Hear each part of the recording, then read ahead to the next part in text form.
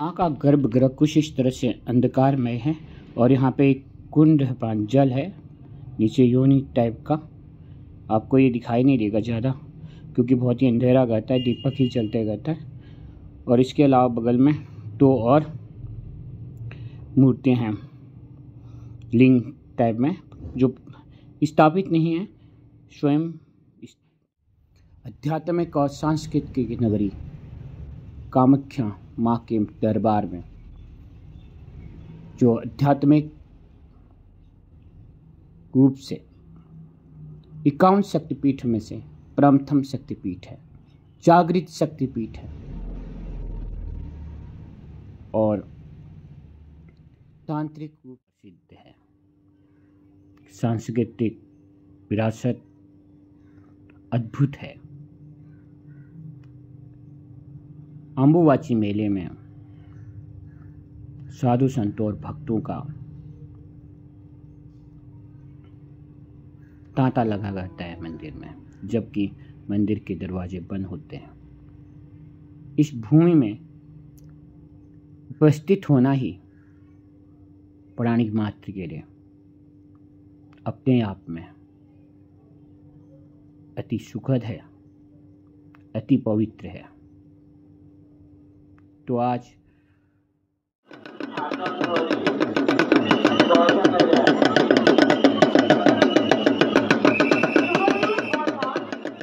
का योनि अंग गिरा था, इसीलिए माँ की योनि की पूजा होती है। कामाख्या के नाम से जानी जाती है माँ, और माँ के भैरव ब्रह्मपुत्र नदी के द्वीप में उपस्थित हैं और उनका नाम उमानंद है। तो आइए माँ की इस मंदिर के बारे में जानते हैं। और ये देखिए बारिश में कामाख्या। प्रभु जरा सा इधर को आएंगे आप, जरा सा, बहुत थैंक यू। ये देखिए कामाख्या में बारिश बहुत ज़्यादा हो गई, और वैसे भी बारिश होना शुरू होता है ना प्रभु।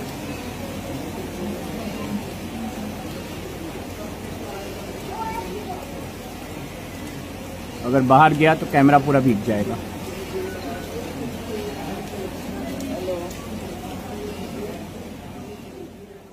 में कामाख्या मंदिर तांत्रिक साधनाओं के सबसे पुराने और सबसे प्रतिष्ठित केंद्रों में से एक है, जो कामाख्या देवी को समर्पित है। मंदिर कुलाचार तंत्र मार्ग का केंद्र है और अंबुबाची मेला का स्थल है, जो एक वार्षिक उत्सव है जो देवी के मासिक धर्म का जश्न मनाता है। संरचनात्मक रूप से मंदिर 8वीं-9वीं शताब्दी के बाद के कई पुनर्निर्माणों के साथ दिनांकित है और अंतिम संकर वास्तुकला नीलाचल नामक एक स्थानीय शैली को परिभाषित करता है। यह शाक्त परंपरा के 51 पीठों में से सबसे पुराने 4 पीठों में से एक है। अधिकांश इतिहास के लिए पूजा का एक अस्पष्ट स्थान 19वीं शताब्दी में औपनिवेशिक शासन के दौरान यह विशेष रूप से बंगाल के लोगों के लिए एक महत्वपूर्ण तीर्थस्थल बन गया। मूल रूप से एक स्थानीय देवी की पूजा की जगह, जहां प्राकृतिक पत्थर में एनीकोनिक योनि की प्राथमिक पूजा आज भी जारी है।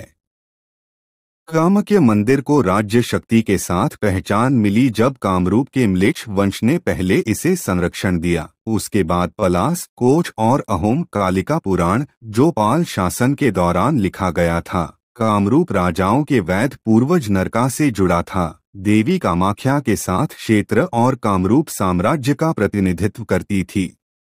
यह सुझाव दिया गया है कि ऐतिहासिक रूप से पूजा 3 चरणों में आगे बढ़ी। म्लेच्छों के अधीन योनि, पालों के अधीन योगिनी और कोचों के अधीन महाविद्या।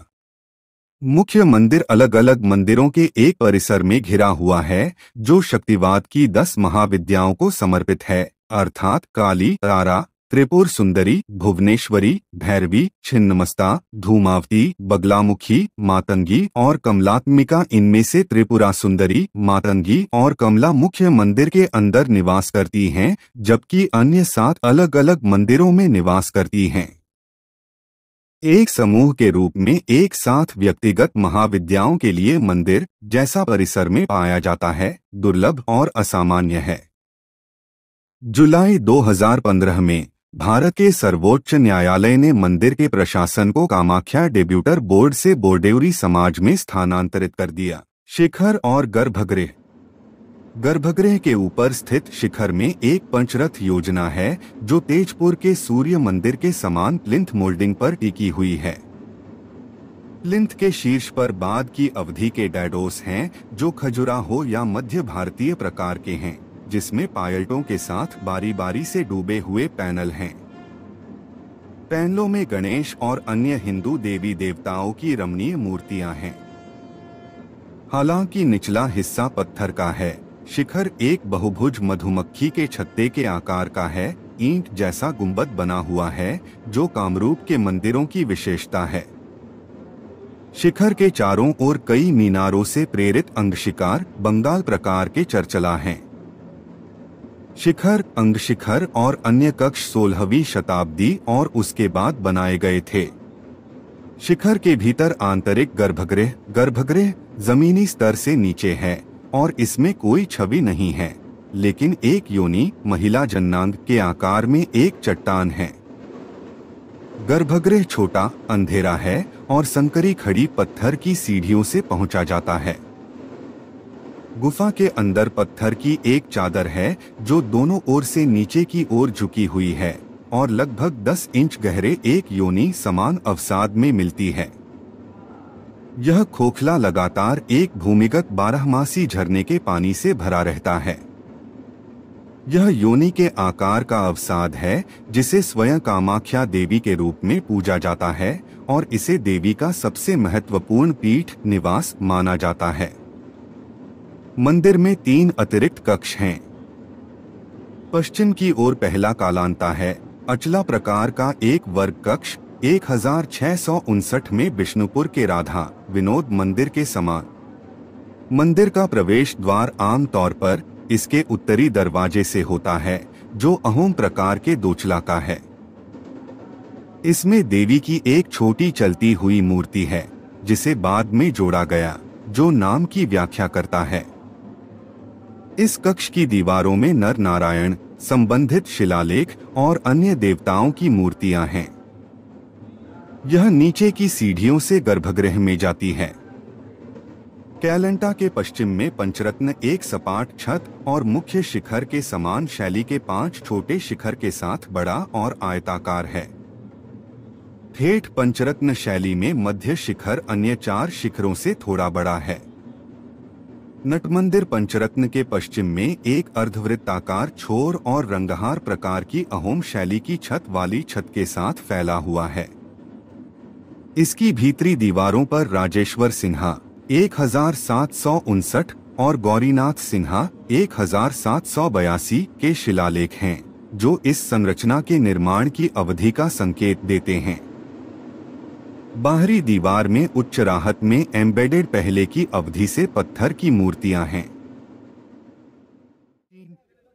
कामरूप के सबसे पुराने ऐतिहासिक वंश वर्मन 350 से 650, साथ ही साथ 7वीं शताब्दी के चीनी यात्री ह्वेन त्सांग कामाख्या का उल्लेख नहीं करते और यह माना जाता है कि कम से कम उस काल तक की पूजा किरात आधारित थी जो ब्राह्मणवादी दायरे से परे थी।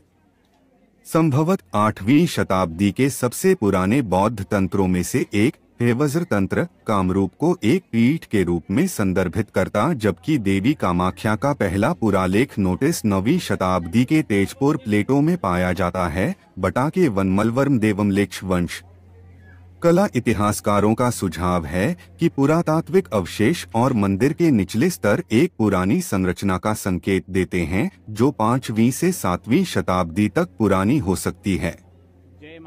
म्लेच्छ राजवंश ने कामाख्या को जो महत्व दिया उससे पता चलता है कि उन्होंने या तो इसका निर्माण किया या फिर इसका पुनर्निर्माण किया। लिंथ और बंधन की ढलाई से मूल मंदिर स्पष्ट रूप से नागर प्रकार का था जो संभवतः मालवा शैली का था। कामरूप राजाओं के बाद के पाल, इंद्रपाल से लेकर धर्मपाल तक तांत्रिक सिद्धांत के अनुयायी थे और उस समय के बारे में कामाख्या तांत्रिकवाद का एक महत्वपूर्ण केंद्र बन गया था। कालिका पुराण 10वीं शताब्दी की रचना की गई और कामाख्या जल्द ही तांत्रिक बलिदानों, रहस्यवाद और जादूटोने का एक प्रसिद्ध केंद्र बन गया। रहस्यवादी बौद्ध धर्म, जिसे वज्रयान के नाम से जाना जाता है और लोकप्रिय रूप से सहजिया पंथ कहा जाता है, 10वीं शताब्दी में कामरूप में प्रमुखता से उभरा। तिब्बती अभिलेखों से पता चलता है कि 10वीं और 11वीं शताब्दी के तिब्बत के कुछ प्रख्यात बौद्ध प्रोफेसर कामरूप से थे। दंतकथाएं। कालिका पुराण के अनुसार कामाख्या मंदिर उस स्थान को दर्शाता है जहां सती शिव के साथ अपने प्रेम को संतुष्ट करने के लिए गुप्त रूप से संन्यास लेती थीं, और यह वह स्थान भी था जहां शिव तांडव विनाश का नृत्य के बाद उनकी योनि जन्नांग गर्भ गिरी थी। सती का शव, इसमें कामाख्या को 4 प्राथमिक शक्ति पीठों में से एक के रूप में उल्लेख किया गया है। अन्यपुरी, ओडिशा में जगन्नाथ मंदिर परिसर के भीतर विमला मंदिर हैं। तारा तारिणी स्थान खंड स्तन ब्रह्मपुर के पास उड़ीसा और कालीघाट में दक्षिणा कालिका कोलकाता पश्चिम बंगाल राज्य में माता सती के शव के अंगों से उत्पन्न हुआ। देवी भागवत में इसकी पुष्टि नहीं हुई है, जिसमें सती के शरीर से जुड़े 108 स्थानों की सूची है। हालांकि कामाख्या का उल्लेख एक पूरक सूची में मिलता। योगिनी तंत्र एक बाद का काम कालिका पुराण में दिए गए कामाख्या की उत्पत्ति की उपेक्षा करता है और कामाख्या को देवी काली के साथ जोड़ता है और योनि के रचनात्मक प्रतीकवाद पर जोर देता है। देवी के एक पौराणिक श्राप के कारण कोच बिहार शाही परिवार के सदस्य मंदिर नहीं जाते हैं और गुजरते समय अपनी निगाहें। और यहाँ पे एक कुंड जल है, नीचे योनि टाइप का। आपको ये दिखाई नहीं देगा ज़्यादा क्योंकि बहुत ही अंधेरा रहता है, दीपक ही चलते रहता है। और इसके अलावा बगल में 2 और मूर्तियाँ हैं लिंग टाइप में, जो स्थापित नहीं है। स्वयं माँ धूमावती की आरती के दर्शन कीजिए आप कामाख्या से। सांध्या आरती के सुंदर दर्शन। नमो कामाख्या नमो कामाख्या, जय जय माता नमो कामाख्या।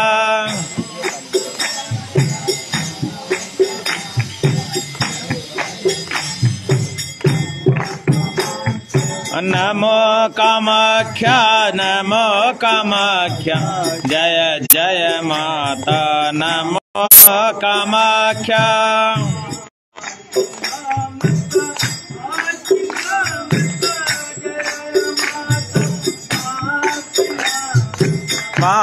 महाछिन्नमस्ता महाछिन्नमस्ता, जय माता माँ छिन्नमस्ता।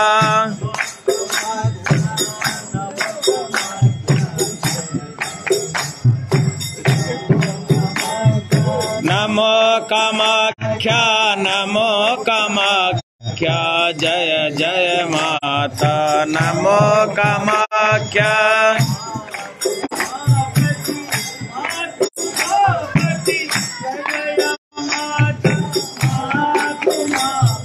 महाधूमावती महाधूमावती, जय जय माता महाधूमावती।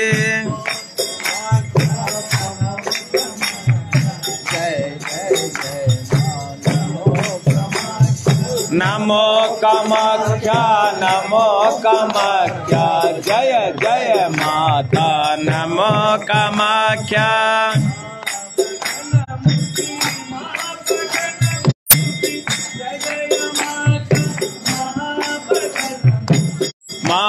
महाबगलामुखी महाबगलामुखी, जय जय माता महाबगलामुखी।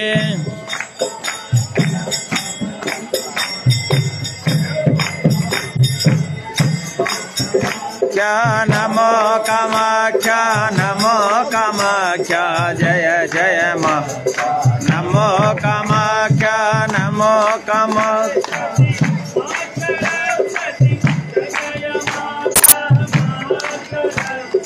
महासरस्वती महासरस्वती जय जय मां महासरस्वती नमो कामाख्या नमो कामाख्या जय जय माता नमो कामाख्या नमो कामाख्या नमो कामाख्या जय जय माता नमो कामाख्या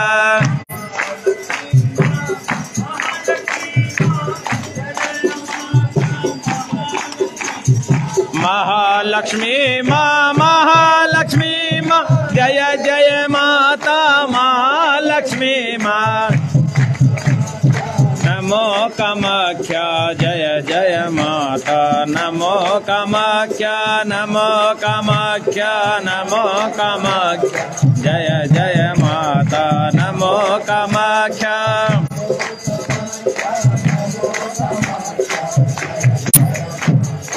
नमो कामाख्या जय महादेव महादेव जय हो जयकारा मां कामाख्या माता दा बोल सांचे दरबार की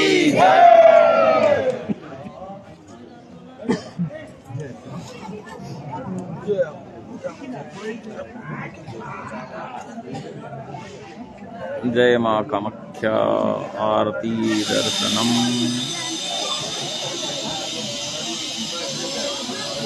आरती आ रही है माँ की सभी दर्शन करें आरती का आरती लेवें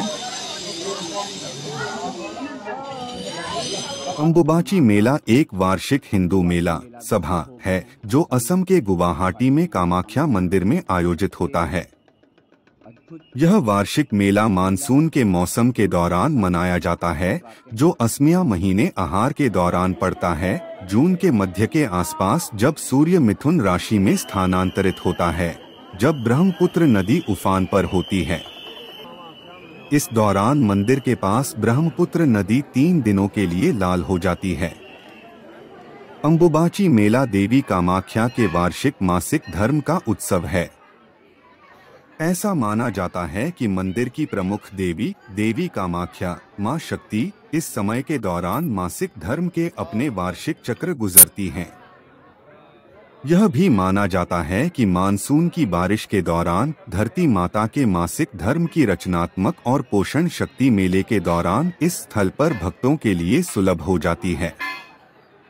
यहाँ इष्ट देव की कोई मूर्ति नहीं है बल्कि उनकी पूजा एक योनि जैसे पत्थर के रूप में की जाती है जिसके ऊपर से एक प्राकृतिक झरना बहता है।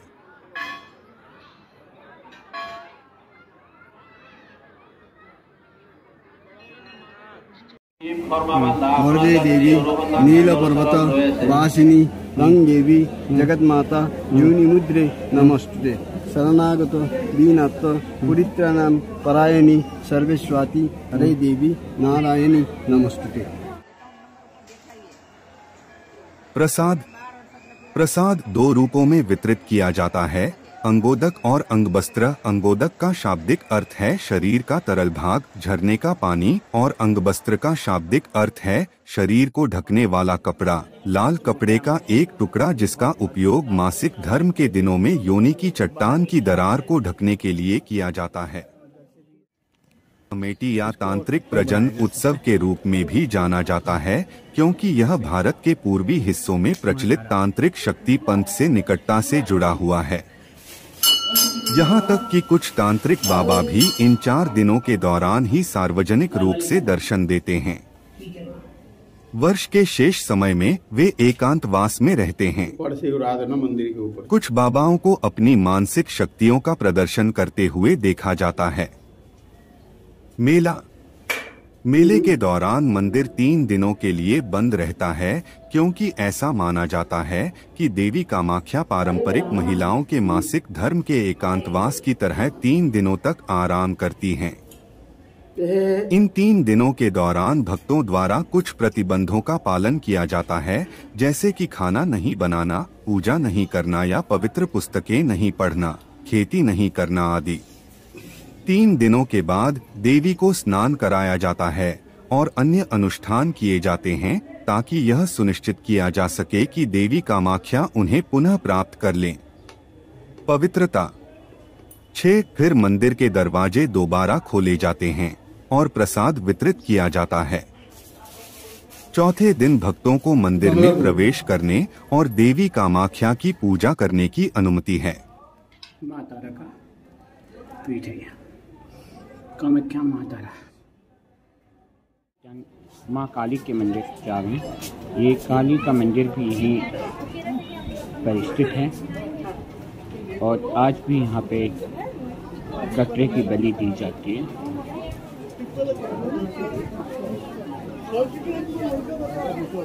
बलि प्रथा भी कामाख्या में बरकरार है। आप देख रहे हैं माँ काली का मंदिर बिल्कुल पास में ही है।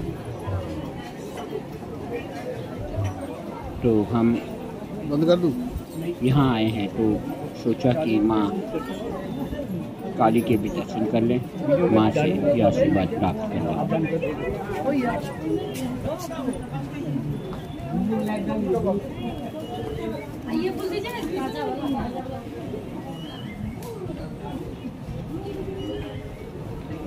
ये लीजिए, हम माँ काली के गर्भगृह के दर्शन कीजिए आप लोग भी।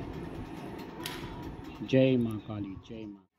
और माँ का मंदिर इसी परिसर में है तो हम उसके भी दर्शन करते हैं। आप बने रहिए। माता का मंदिर ये है, ऐसा अच्छा सा सुंदर सा है। यहाँ पे अन्य क्षेत्र है, टोकन मिलता है खाना।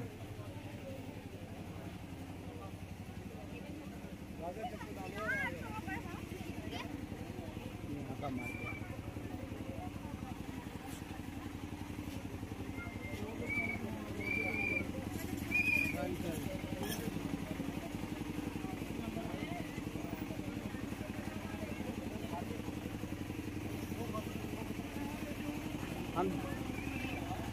हम चाहें तो 10 विद्या मंदिर